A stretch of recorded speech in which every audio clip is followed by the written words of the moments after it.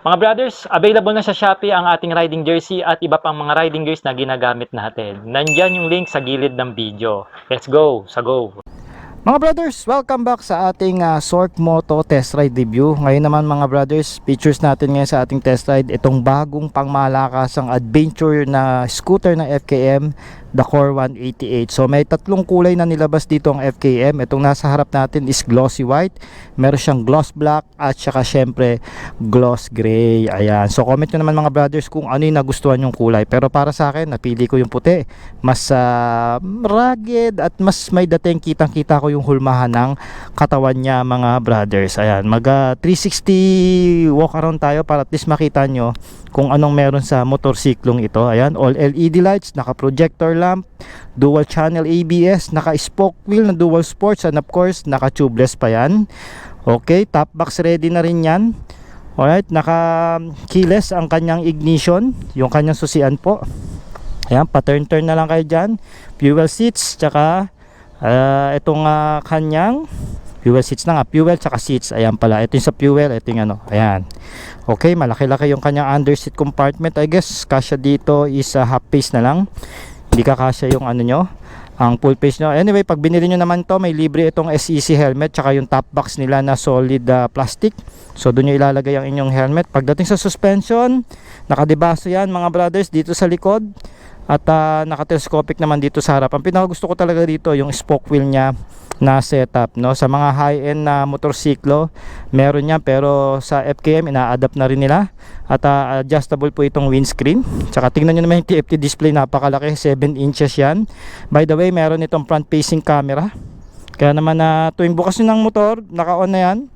Pwede nyo makita yan sa cellphone nyo through apps connectivity nitong mismong motorsiklo na diniscuss natin na nag-walk around review tayo. So mga brothers, patakbuhin na natin para at least malaman na natin yung kanyang performance. Alright, mga brothers, so pagka bubuksan nyo yung unit, dapat nandito yung kanyang pinaka parang remote. Ayan po yan. Tapos may physical key yan kung sakaling malobat kayo at gusto nyo i-start yung motor. Ayan, yung malobat yung remote pala, what I mean, pwede nyo pa rin siyang i-start using ng kanyang physical key na ito po yan. Ayan, okay, and then suksok natin ulit. Ayan, meron siyang answer back at then meron siyang lock, no? So kailangan malapit yung remote para po ma-start nyo itong motorsiklo. So push nyo lang po ito and then punta nyo lang dito. Ayan, nasa seats tayo tsaka sa fuel, and then isa pa, mag-on na mismo yung motor siklo. Ayan, makikita nyo yung transition dyan ng FKM, the new breed of motorcycle. Dati confident in every ride So ayan, I guess ito naka-automatic ata yung team nya, nag-dark mode dyan at saka yung itong standard mode. Okay, napakalaki ng TFT display nya. So start natin, tingnan natin kung silent starting mga brad. Alright, okay. So as usual, pagka nagte-test ride tayo at bago tayo sa motor, slow speed muna. Gamayin muna natin yung motorsiklo mga brothers. Okay, sa unang sampan nyo rito sa motor, ang inyo kagad mararamdaman is yung comfort na binibigay ng core nitong unit na to, no? Sa seats, sa setup ng handlebar, no? Sa tapakan. So yung tapakan niya may standard and then may put forward. 5'4" ako pero parang hindi pa ako masyadong sakto. Siguro kung mga 5'5" kayo, mas magiging sakto kayo dito sa motorsiklo mga brothers. 5'4" lang ako and then nakaboots ako. Pero okay naman. Ayan o. So kung matangkad naman kayo, pwede kayo sumagad dito sa pinakalikod ng bahagi ng rider section para at least sumakto kayo. Kung hindi naman, pwede kayo dito sa bandang unahan para po ma-reach nyo yung pinaka floorboard o malapat nyo na maayos yung paa nyo rito sa floorboard. Alright, so pag tumatakbo na siya ng around 30, no, hindi mo niya mararamdaman yung bigat ng motorsiklo mga brothers. Siguro kung baba natin ng mga 20 siguro, yan, tingnan natin, magaang pa rin siya. Yan, magaang pa rin. Ayan o. So riding ergonomics muna tayo mga brothers ha. At saka okay naman, may reach lang ako sa braso na 20 inches. Hindi naman malayo yung manibela niya, no, tamang tama lang sa akin. At ako hindi, pwede rin ako sumagad dito kung gusto ko. Ako kasi gusto ko pag nasa scooter sumasagad ako doon sa upuan. Piling matangkad ako eh, no? At ang ganda ng comfort ng upuan, lalo na pagka tumatakbo na yung motor, nakakatulong siya doon sa absorption ng lubak. Uy, sarado. Why? Patay, inikutan natin yan. So hindi pala tayo rito makakapasok. Bakit nila sinara? So dito tayo sa kabilang street, mga brother. Yan, dito lang naman ako umiikot pagka nagte-test ride ng mga units ng FKM, especially sa mga first impression ride na ginagawa natin. Okay? So riding ergonomics, napaka-nimble nitong motor na to. Ano? Maganda yung gesture natin dito. Ayan, tamang-tama yung setup ng side mirror, maganda rin. Kitang-kita mo yung likod mo. At syempre standard yan. TFT display, may araw dito sa likod, kitang-kita pa rin naman natin. Yung visor binaba ko lang, pero gusto nyo itaas, adjustable yan para hindi kayo masalubong ng mabugbog ng hangin, pwede rin naman. Nasa inyo, pero kung mas gusto ko lang nakababa lang siya. Kasi mas gusto ko feel kung sumasalpok sa akin yung hangin. Alright. Tingnan natin yung acceleration nitong motorsiklo. Although hindi naman natin ito mapapa-100 kasi nga maiksi, makikita nyo naman eh. So madadama lang natin siya kung paano mag-perform yung kanyang acceleration, mga brothers. So hinto tayo rito.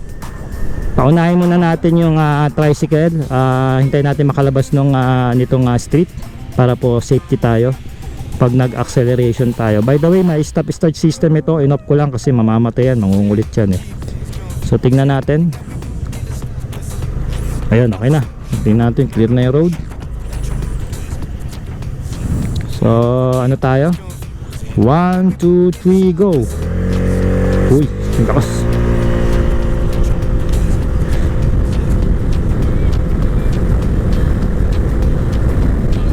Naka 80 tayo, mga brothers.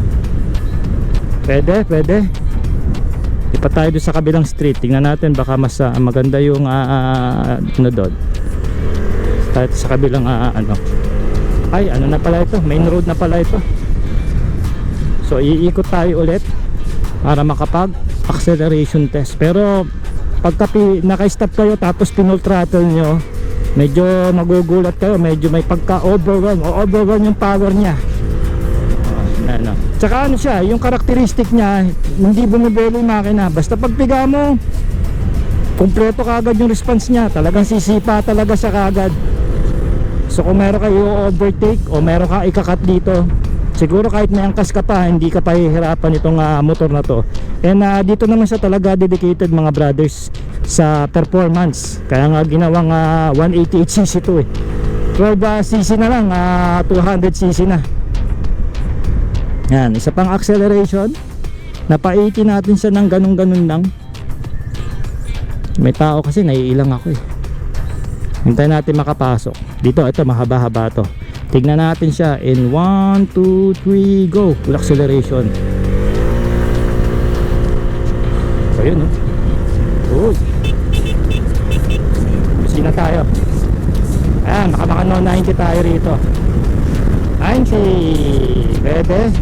Ilang segundo kaya yon, no? Hindi natin mapaisandahan, bitin tayo, mga brothers eh. Pero okay lang.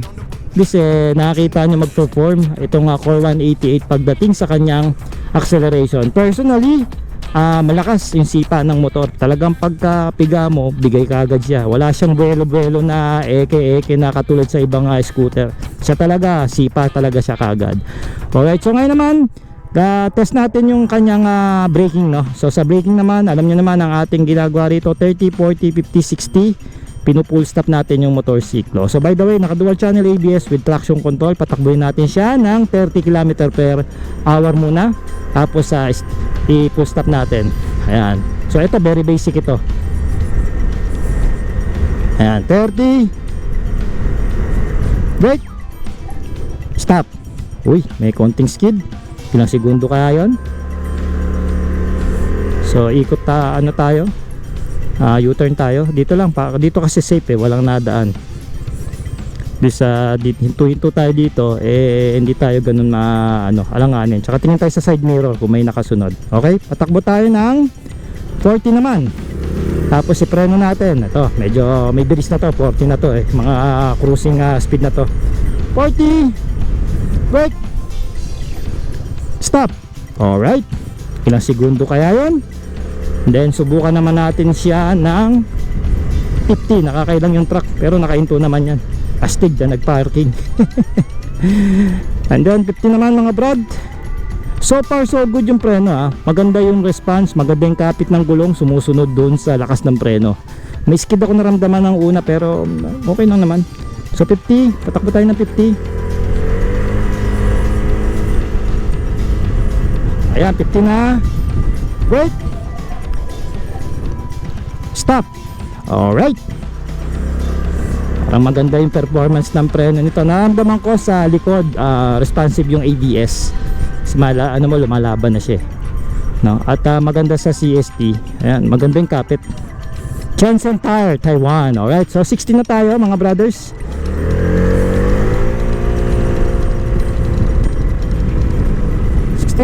Brake. Stop. Responsive yung ABS sa likod. Sa unahan hindi ko naman siya naramdaman nag-activate siya. No, pero again, so far so good yung preno nito. Kung maselang kayo sa preno, magugustuhan niyo yung performance nito. And of course yung gulong niya, okay din yung kapit mga brothers, no? At yung preno nito, pasado sa akin. Ganda mamreno. Kasi talagang pag naka-ABS na yung motor, tapos may traction control pa, talagang confident ka sa kanya. Kahit basa pa yung senaryo o naulan sa kalsada. So ngayon mga brothers, pag-usapan natin yung suspension nito at saka yung cornering. Lagi ko naman pinagsasama yan dahil partners in crime yan, no? Sa mga ganitong likuan, yung mga eskwela, mga street na likuan, maganda yung performance ng motor. Magaang, no? Very light yung motor pag tumatakbo na. Alam ko nasa 130 ata ang kilo nito to 114, hindi ako nagkakamali, no? Pero hanggang niya para ka lang din naka 150cc rito. O isa ito sa mga namaneho kong scooter na ganitong kategory na magaang, lalo na pag tumatakbo. Tsaka iba talaga pag adventure, yung comfort nandun eh. Tapos pagka nililiko mo siya, mga ganitong eskwalahang liko, hindi ka pahihirapan, no? Hindi matigas yung ulo. Wala namang laban sa unahan. Hindi naman ganun kabigat yung unahan nito pagka lumiliko. Well balanced naman yung motor. Hindi ko siya makitaan ng cons eh. Siguro kung magagamit ko siya na matagal, doon ko siya makikitaan. Pero pagka dito sa ating initial impression ride, maganda yung pinakikita ng scooter mga brothers. Yan, liko mo ng ganito, ayos naman. So, madali siya mag-response. Kung may mga iiwasan ko, okay naman yung motorsiklo. Goods na goods, oh. Lalo siguro sa mga kurbada na daanan, yung mga zigzag road talaga, may enjoy nyo itong motor. Tsaka yung lakas kasi, yun yung maganda dito eh. Ayun. Sarap, oh. Oh, lakas, oh. May mga nagpa-parking na truck kasi may mga puro planta rito tsaka warehouse mga brother eh. Yan. So far so good itong motor mga brad. Sa una nyo itong sampakon, sakali matest ride nyo o pag nag-own kayo nitong Core 188, magugustuhan nyo yung performance nito. Comfort, power, mga latest features nasa kanya. Ito yung binayaran mo rito for the price na 168,000 pesos mga brothers. And by the way, kung interested nga pala kayong kumuha sa ating online financing, pwede po kayong mag-chat sa ating Facebook page. Yan po ang Sork Moto. Cellphone number naman, pwede kayong mag-call and text dyan. At para po ma-assist ko kayo sa inyong online financing. Siyempre, cash and credit card nag-accept naman po ang FKM. Pwede ko rin kayong i-assist dyan mga brothers kung gusto nyo naman po ng ganong payment. So once again mga brad, napakagandang scooter para sa isang adventure. Ayan, so baba tayo ulit para makita nyo naman yung left side. O ayan, may side stand kill switch pa siya. Pag sinide stand nyo, mamamatay na yung makina. Ayan, diba? Once again, this is the FKM Core 188, no?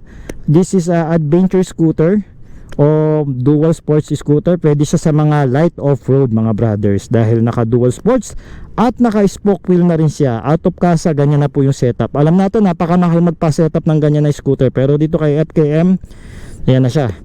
This is it, ang linis ng underneath oh. Pakagandang motor, may ilaw pa pala to. Stig, kitang kita yan sa gabi pagka gumigilid yung motor. Ito talaga yung white ang gusto ko kasi ito yung pinaka parang team color ng FKM. Ganda rin ng ilaw oh. Oh, tapos may front facing camera pa for the security. Oh, di ba? Saan ka pa mga brothers? Okay, so kung interested ka mga brad, you know what to do. And of course, maraming salamat at umabot kayo sa dulo ng ating vlog. Maaari po kayo mag-comment ng yes kung nagustuhan nyo po itong motor ng FKM. Ito nga yung Core 188. At isama nyo na rin po i-comment ang inyong location para at least alam ko po kung saan nakakarating ang ating video. No? Mamaya nasa labas na ng bansa yung ating video, mas nakakatuwa po. May sumusuporta sa atin. So once again, ako po si Sort Moto, ang inyong ahente pagdating sa motorsiklo. Alright.